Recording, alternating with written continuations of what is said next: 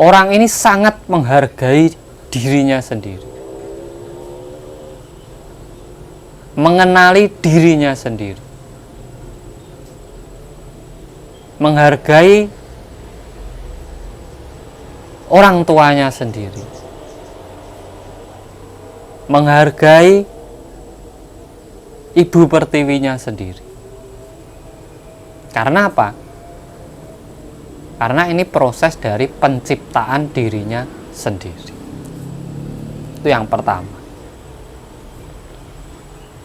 Yang kedua, orang-orang yang benar-benar sudah bermakrifat akan lebih cenderung diam diri. Tidak lagi membahas soal keyakinan, tidak lagi membahas soal aturan, tidak lagi membahas soal ketuhanan. Saderenge nglajengaken mirsani video sakjangkepipun, kula aturi kapurih nutul tombol subscribe supados boten ketinggalan video salajengipun. Kagem kemanfaatan video menika monggo dipun like, komen lan ugi share. Mugi panjenengan sedaya pinaringan seger waras, bejo donya bejo akhirat, rahayu rahayu rahayu sagung dumadi.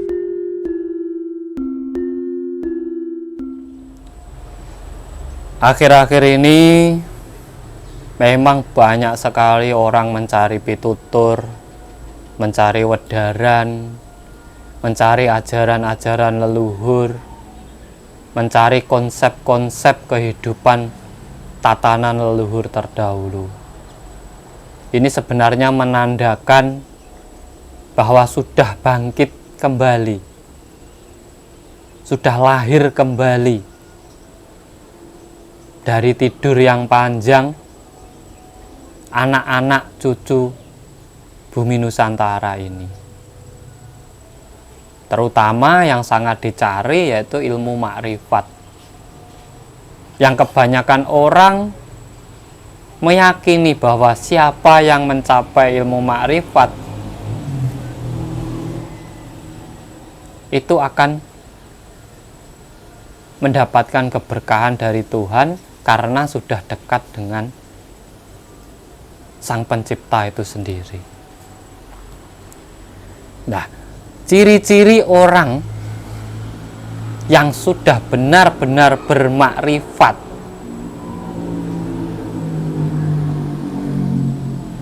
itu juga ada. Kalau mengaku makrifat banyak. Tapi di sini saya akan sampaikan ciri-ciri orang yang benar-benar makrifat sejati. Yang pertama, orang ini sangat menghargai dirinya sendiri, mengenali dirinya sendiri, menghargai orang tuanya sendiri, menghargai ibu pertiwinya sendiri. Karena apa? Karena ini proses dari penciptaan dirinya sendiri. Itu yang pertama. Yang kedua, orang-orang yang benar-benar sudah bermakrifat akan lebih cenderung diam diri. Tidak lagi membahas soal keyakinan, tidak lagi membahas soal aturan, tidak lagi membahas soal ketuhanan. Sudah tidak ada pembahasan itu. Karena sudah dekat, sudah menyadari dengan kesadaran diri yang tinggi kedekatannya dengan Tuhannya. Tidak lagi mencari, tidak lagi berlomba-lomba.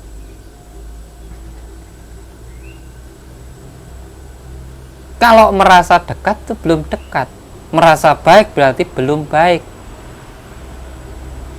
Kalau baik masih membutuhkan aturan berarti terpaksa baik. Karena orang baik itu tidak butuh aturan.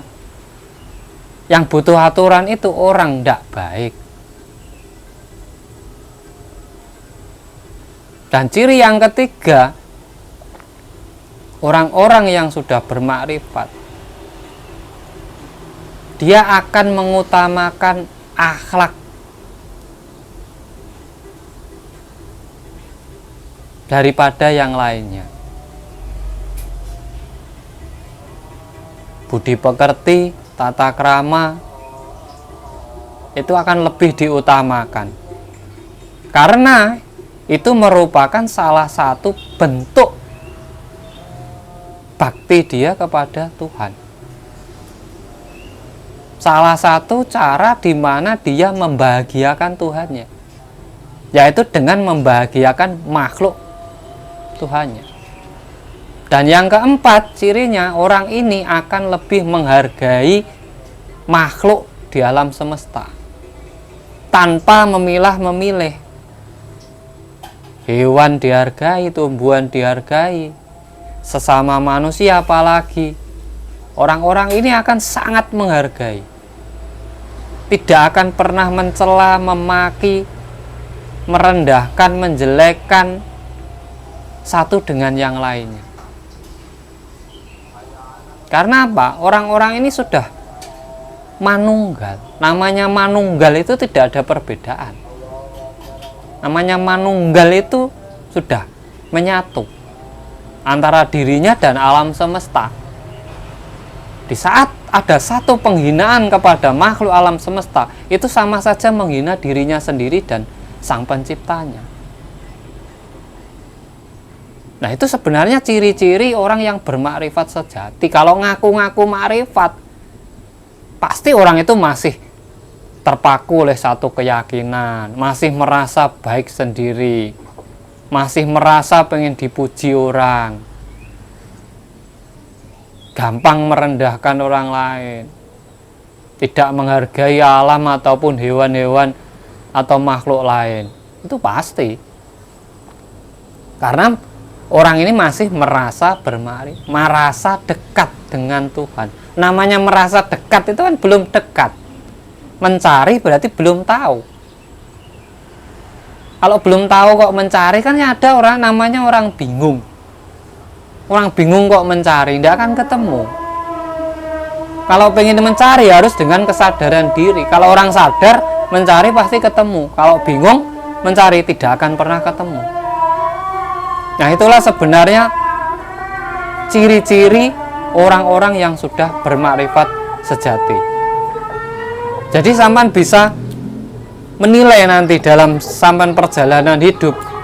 Di saat orang ngaku-ngaku dan orang yang bermakrifat sejati, sampean sudah bisa menilai sendiri.